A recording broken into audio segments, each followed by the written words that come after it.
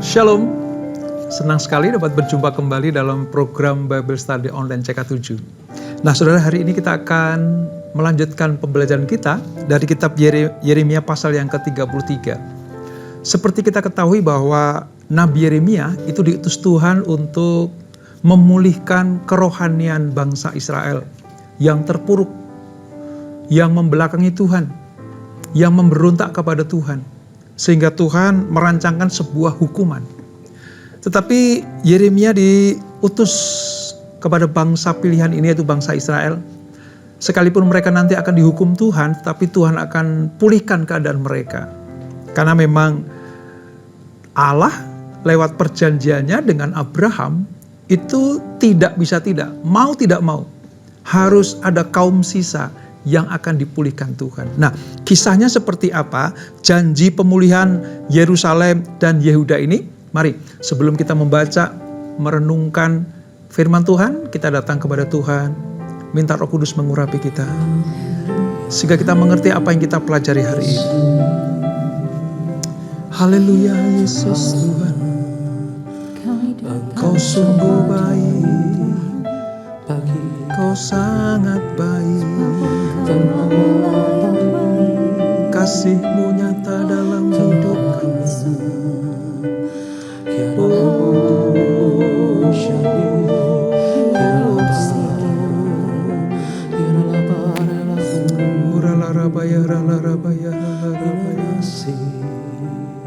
Yesus gunung batuku, kekuatan di hidupku, ku dapat di dalam-Mu.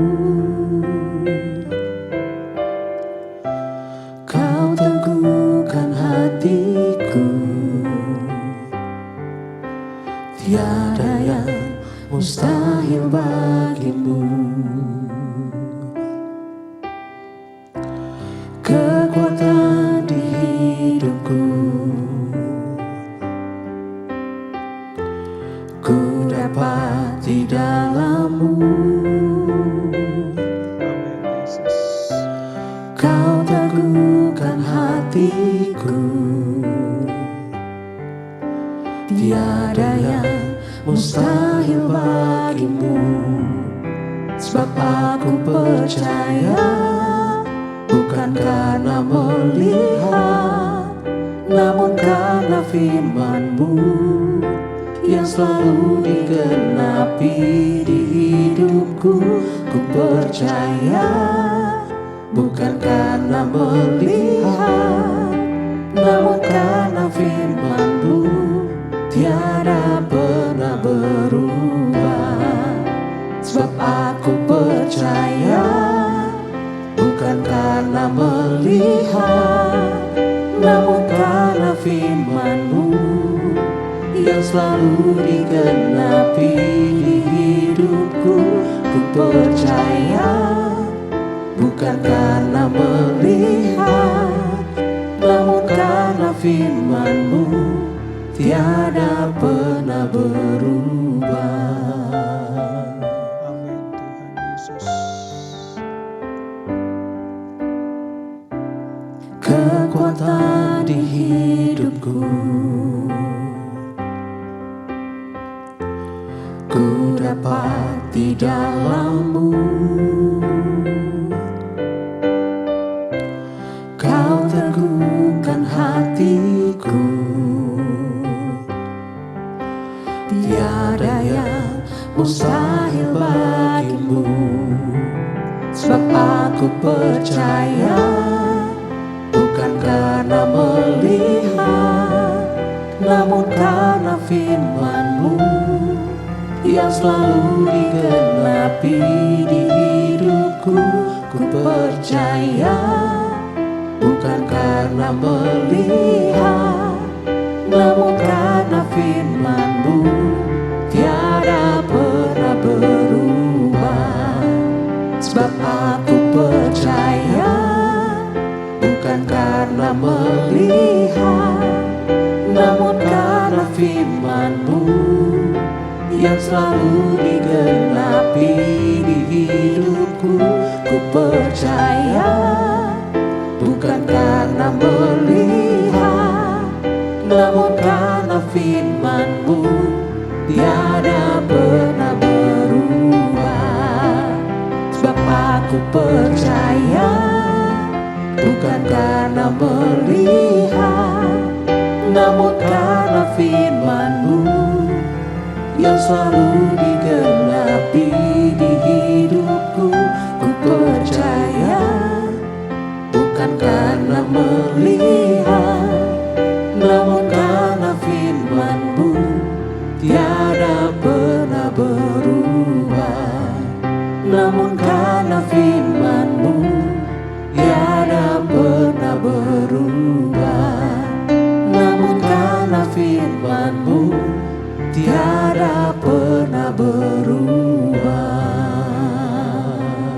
Ya Yesus, kami percaya Tuhan, firman-Mu tetap bagi setiap kami Tuhan.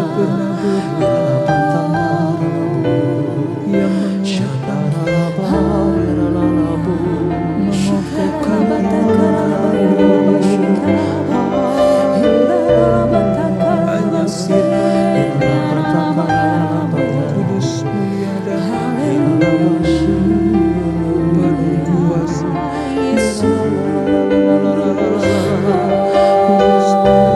yang kami percaya Tuhan.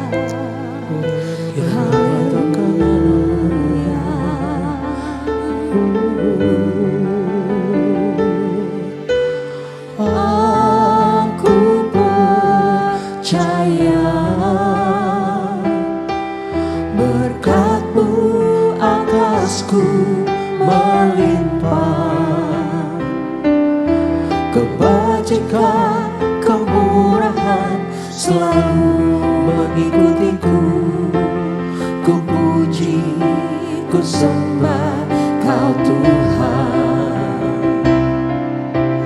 Aku percaya berkat-Mu atasku melimpah, kebajikan, kemurahan selalu mengikutiku. Ku puji, ku sembah Kau Tuhan. Aku percaya berkat-Mu atasku melimpah, kebajikan, kemurahan selalu mengikutiku. Ku puji, ku sembah Kau Tuhan. Aku percaya berkat-Mu atasku melimpah, kebajikan, kemurahan selalu mengikutiku. Ku puji, ku sembah Kau Tuhan. Ku puji, ku sembah Kau Tuhan. Ku puji, ku sembah Kau Yesus. Amin, amin, amin. Hanya Engkau ya Tuhan yang kami percayai, sebab Engkau Allah yang dapat dipercaya. Seluruh kehidupan kami, aspek dalam setiap kehidupan kami, ada dalam tangan-Mu yang kuat itu. Sekarang Kau akan berfirman dalam pelajaran hari ini, urapi kami Tuhan, supaya kami mengerti apa yang Kau kehendaki untuk kami lakukan. Di dalam nama Yesus, mari yang siap belajar firman Tuhan, sama-sama kita katakan, amin. Nah saudara, di Yeremia pasal 33 ini, saya ingin berikan sebuah latar belakang yang terlebih dahulu. Bagaimana bangsa Israel pasca kematian Salomo, Israel itu terpecah jadi dua, saudara. 10 kerajaan 10 suku, 10 suku di utara, ibu kotanya Samaria, disebut sebagai kerajaan Israel. Sementara selatan 2 suku plus sebagian dari suku Lewi. Ini kerajaan selatan, ibu kotanya Yerusalem, disebut sebagai kerajaan Yehuda. Nah, ketika mereka melakukan apa yang jahat di mata Tuhan, maka Allah mau tidak mau harus menghukum mereka. 10 suku di utara itu dibuang ke Asyur. Dan tidak ada narasi atau bagian Alkitab yang menjelaskan mereka dipulangkan ke kerajaannya. Jadi 10 suku di utara itu musnah, saudara. Tertinggal hanya sebagian orang-orang yang tinggal di Samaria. Makanya nanti pada perjanjian baru Yesus itu pergi ke Samaria. Nah, itu bagian sisa yang sedikit dari 10 suku di utara yang dikembalikan ke wilayahnya. Disebut wilayah Samaria. Sementara saudara, ketika melihat saudara-saudara yang 10 suku itu dihukum Tuhan, dan Allah tidak segan-segan untuk mencambuk mereka. Mereka dibuang ke Asyur dan tidak dikembalikan. 2 suku plus suku sebagian dari Lewi itu bukannya belajar dari kesalahan saudaranya, malah mereka melakukan kesalahan yang lebih berat lagi. Mereka menyakiti hati Tuhan. Kerajaan Yehuda ini, ibu kota Yerusalem ini, mau tidak mau Tuhan harus hajar mereka, harus hukum mereka. Dengan cara apa? Dibuang ke Babel. Nah, pembuangan ke Babel ini genap 70 tahun. Yeremia menubuatkan mereka akan dibuang ke tempat asing, yaitu negara Babel, bangsa Babel ini. Tapi oleh karena kasih setia Tuhan dan kaum sisa yang masih takut akan Tuhan, masih menyembah Allah, seperti Daniel, Sadrak, Mesak, Abednego, saudara. Ya, mereka akan dipulangkan ke Yerusalem. Nah, ketika Allah menjanjikan tentang pemulihan Yerusalem dan Yehuda, itu artinya berbicara tentang kerajaan selatan yang akan dikembalikan ke Yerusalem.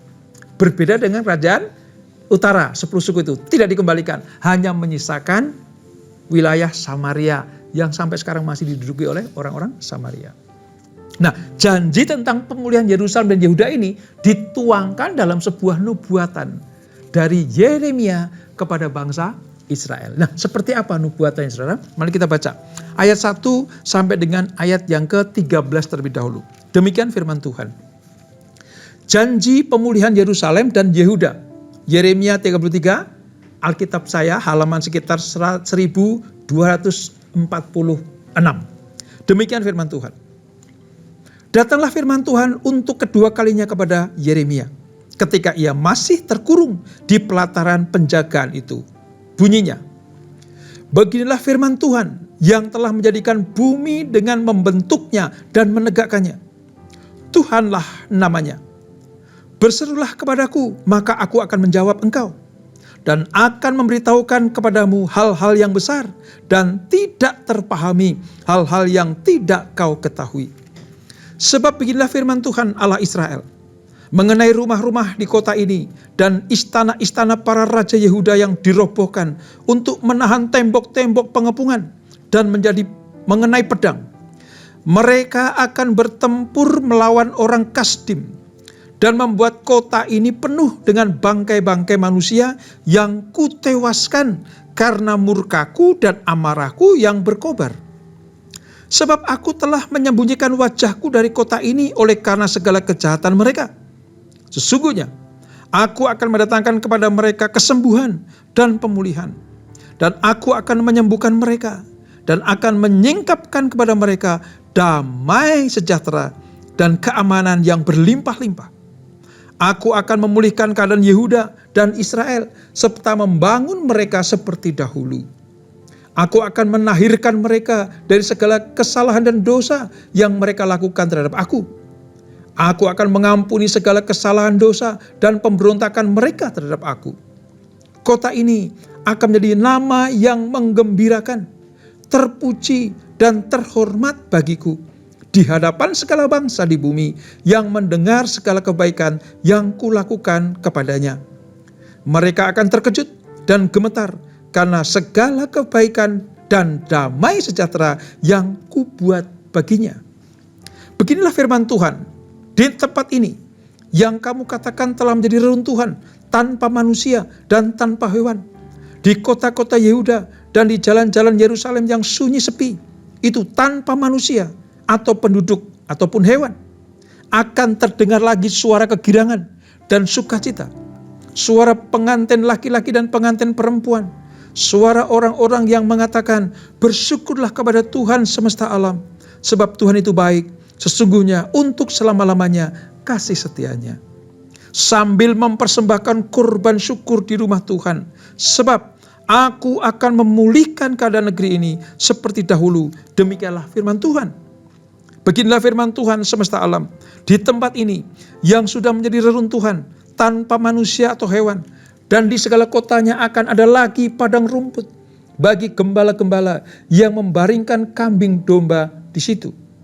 Di kota-kota pegunungan, di kota-kota Shefela, di kota-kota tanah Negeb, di daerah Benyamin dan sekitar Yerusalem, dan di kota-kota Yehuda, kambing domba akan lewat lagi di bawah tangan orang yang menghitungnya. Demikianlah firman Tuhan. Nah, sampai di ayat yang ke-13 terlebih dahulu, saudara. Apa yang kita baca tadi, ini memberikan sebuah gambaran tentang Allah akan memulihkan keadaan Yehuda. Yerusalem yang tadinya ditinggal oleh penduduknya. Yerusalem yang tadinya porak-poranda. Tembok-tembok kotanya runtuh semuanya. Bahkan bait suci, saudara, itu dijarah habis oleh bangsa Babel. Sungguh, dulu Yerusalem itu merupakan kota yang damai. Namanya Yerusalem, Shalom. Yerusalem artinya kota damai.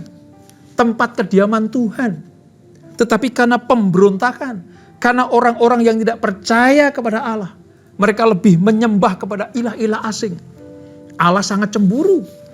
Allah habis kesabarannya sehingga menghukum bangsa ini, menghukum kerajaan selatan ini, dibuang ke Babel selama 70 tahun. Nah, keadaan ketika Yerusalem atau Yehuda ini dibuang ke Babel, saudara, itu sungguh-sungguh sangat memprihatinkan. Yerusalem itu kota yang dirindukan oleh banyak orang. Sampai sekarang ini, saudara, jadi rebutan.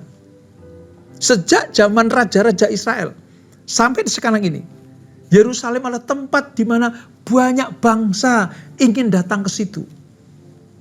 Karena memang itu kota suci, ya minimal, ya bagi 3 agama besar, saudara, sampai sekarang ini, Yahudi, Kristen, dan Muslim. Orang-orang berlomba-lomba untuk bisa menguasai kota itu karena indahnya, karena sucinya. Karena tempat di mana Allah sendiri hadir di tempat itu.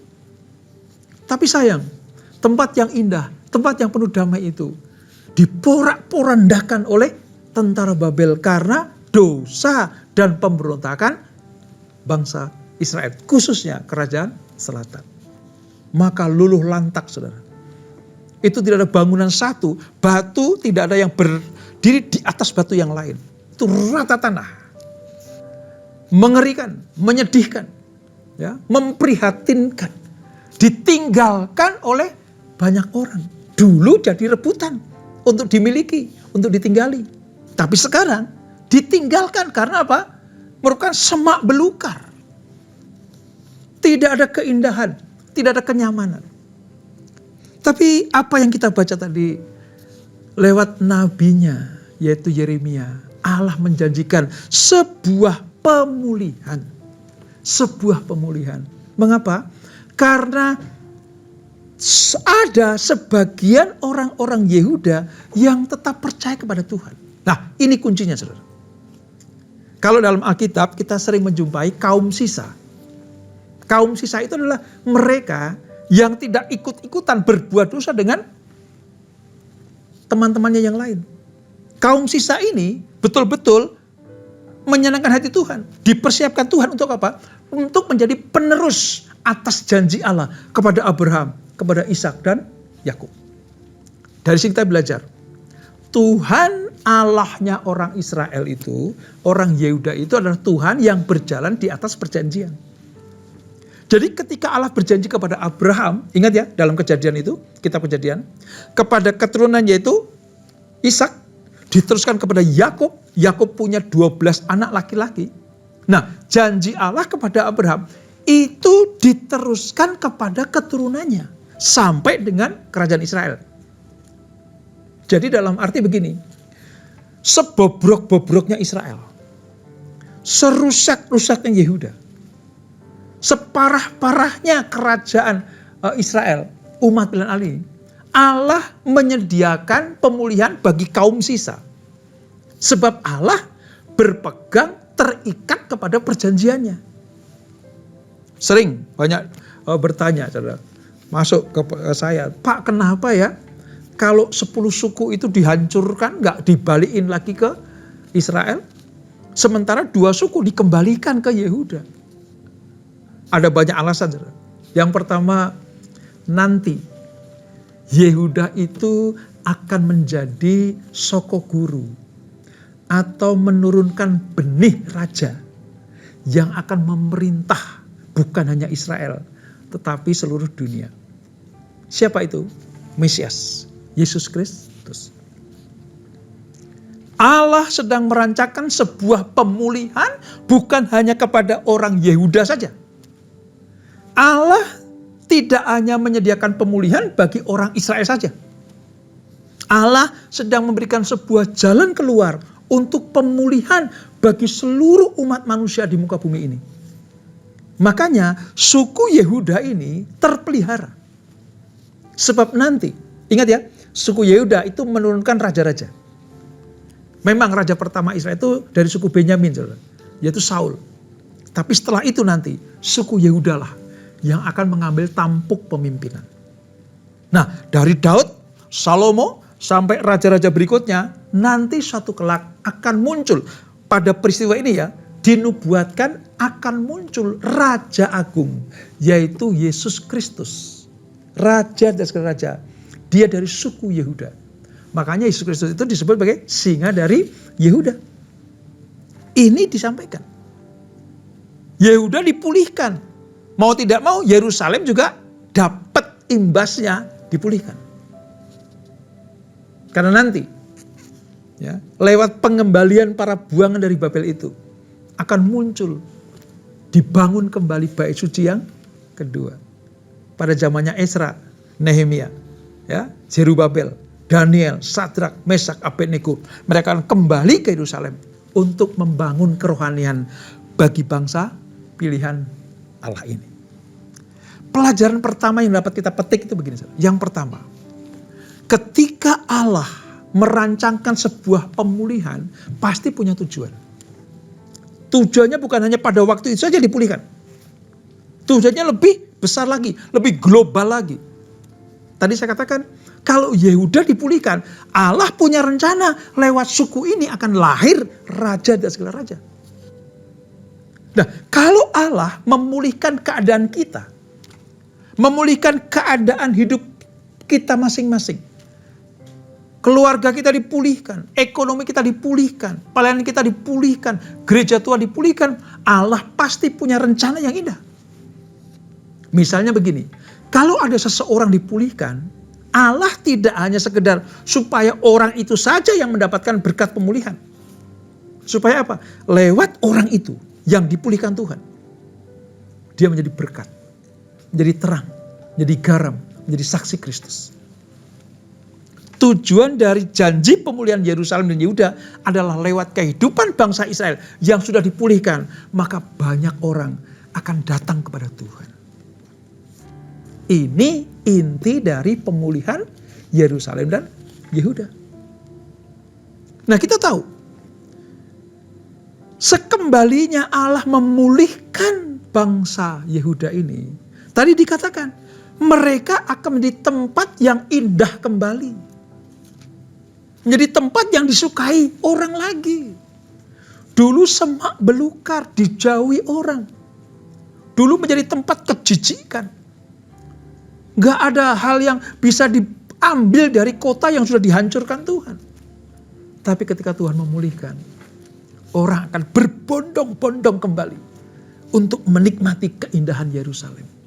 Untuk menikmati berkat kerajaan Israel ini. Untuk menikmati keselamatan yang Tuhan berikan. Karena lewat bangsa ini nanti keselamatan ke dunia ini akan terpancar. Bukankah Allah ketika memulihkan kita, kita juga menjadi berkat bagi banyak orang. Kalau Allah mengembalikan posisi kita yang tadinya kita dihukum Tuhan, dihajar Tuhan, ya, hidup kita gak karu-karuan, ketika kita bertobat, mencari wajah Tuhan, Tuhan pulihkan kehidupan kita, maka Tuhan mau lewat pemulihan yang kita alami ini, kita menjadi garam dunia, kita menjadi terang dunia, kita menjadi berkat bagi banyak orang. Jadi kalau kita pelajari bagaimana Allah peduli kepada bangsa pilihannya ini, tidak ada lain saudara, selain apa? Selain Tuhan mau kamu diberkati supaya kamu jadi berkat. Kalian dipulihkan supaya kalian menjadi alat pemulihan bagi bangsa-bangsa lain. Karena Allah punya rencana yang besar.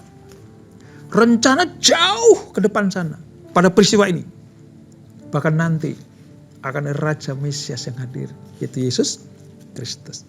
Nah, ketika Allah menjanjikan itu, maka suku Yehuda, keturunan Daud dan keturunan Lewi dipulihkan.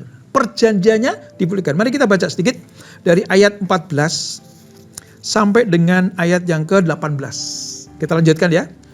Perjanjian dengan keturunan Daud dan keturunan Lewi. Sesungguhnya waktunya akan datang. Demikianlah firman Tuhan, bahwa aku akan menepati janji indah yang telah kukatakan kepada kaum Israel dan kaum Yehuda. Pada masa itu dan pada waktu itu, aku akan menumbuhkan tunas keadilan bagi Daud. Ia akan melaksanakan keadilan dan kebenaran di negeri. Pada masa itu, Yehuda akan diselamatkan dan Yerusalem akan hidup tentram. Dengan demikian orang menamainya Tuhan keadilan kita. Sebab beginilah firman Tuhan, tidak akan terputus keturunan Daud yang duduk di atas tahta kerajaan kaum Israel. Juga tidak akan terputus keturunan imam-imam orang Lewi yang mempersembahkan korban bakaran di hadapanku, membawa korban sajian dan mengorbankan korban sembelihan sepanjang masa. Ini pembuktian bagaimana hierarki kerajaan Israel yang dari Daud turun kepada anak cucu dan keturunannya tidak akan dihapuskan. Sampai nanti hadirnya Yesus Kristus, Raja di atas segala raja. Makanya kalau Natal ya, biasanya kalau Natal kita menyanyikan satu pujian. Yesus anak Daud. Ini pembuktian dari Yeremia pasal 33. Allah tidak akan menghapuskan, Allah tidak akan pernah memutus jalur raja dari dinasti Daud. Oh, luar biasa. Ketika kita melihat nubuatan ini saudara, sejak dari zaman Nehemia, Yeremia, ya nanti nabi-nabi Yeskiel sekalipun sudah ada sebuah nubuatan bahwa akan ada raja yang memerintah bukan hanya buat orang Israel, bukan hanya buat orang Yehuda, tetapi memerintah seluruh muka bumi ini, yaitu Yesus Kristus. Jadi kalau saya bisa katakan saudara, kita ini sedang di masa atau era penggenapan atas janji-janji Allah kepada orang Yahudi, kepada orang Israel.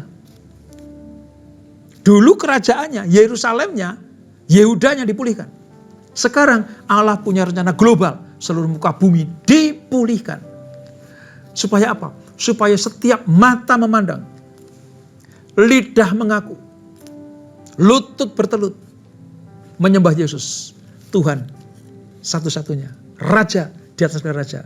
Dengan demikian, maka Yesuslah yang menjadi kegenapan dari setiap janji Allah yang tertuang dalam nubuatan-nubuatan para nabi. Oleh sebab itu, sekali lagi, Inti dari apa yang kita pelajari. Kalau kita dipulihkan. Kalau kita dikembalikan pada posisi kita yang semula. Allah mau lewat kehidupan kita yang sudah dipulihkan ini. Menjadi berkat bagi banyak orang. Tujuan Allah memberkati kita supaya kita jadi berkat. Tujuan Tuhan memulihkan kita supaya kita menjadi alat pemulihan bagi bangsa-bangsa lain. Dengan demikian tergenapilah apa yang Tuhan nubuatkan ini. Dan itulah Yeremia pasal 33. Kita berdoa. Bapa, terima kasih untuk anugerah-Mu. Kami belajar bagaimana Engkau memulihkan kerajaan Yehuda. Memulihkan Yerusalem. Bahkan memulihkan kembali, mengokohkan kembali tampuk kerajaan dari dinasti Daud. Bagaimana Tuhan merancangkan sesuatu yang indah. Supaya lewat pemulihan ini garis keturunan Daud tidak terputus. Sehingga nanti muncullah raja di atas segala raja. Dari tunas Daud menunjuk kepada Yesus Kristus. Yang adalah Tuhan, Juru Selamat kami dan Raja kami satu-satunya. Terima kasih Bapak. Kami tahu sekarang kalau kami dipulihkan. Kami dikembalikan pada posisi yang semula setelah kami dihajar di hukum Tuhan. Tujuan cuma satu, supaya lewat kehidupan yang kami dipulihkan ini, kami banyak memulihkan banyak orang. Membawa kesaksian tentang keselamatan bagi banyak orang. Terima kasih Bapak atas pemulihan-Mu, terima kasih atas berkat-berkat-Mu, terima kasih perkenanan-Mu, supaya lewat kehidupan kami, banyak orang mengaku Yesus adalah Tuhan dan Juru Selamat kami. Rencana indah dari zaman dahulu kala, tergenapi pada era kami ini, supaya semua rencana Allah ya dan amin, tergenapi sempurna. Terima kasih Bapak. Sebelum kami tinggalkan acara ini, kami siapkan hati kami terima berkat yang daripada-Mu. Kekasih-kasih Kristus arahkan hatimu dari Tuhan. Terimalah berkat kasih anugerah dari Allah Bapa yang berlimpah-limpah. Di dalam Anaknya yang tunggal Tuhan Yesus Kristus. Dan persekutuan yang manis dalam Roh Kudus menyertai kita semuanya. Mulai saat ini sampai Maranatha. Yesus datang yang kedua kali menjemput kita semuanya. Bertemu di awan-awan yang permai. Menikmati kemuliaan kekal sampai selama-lamanya. Yang diberkati, sama-sama kita katakan amin. Tuhan Yesus memberkati.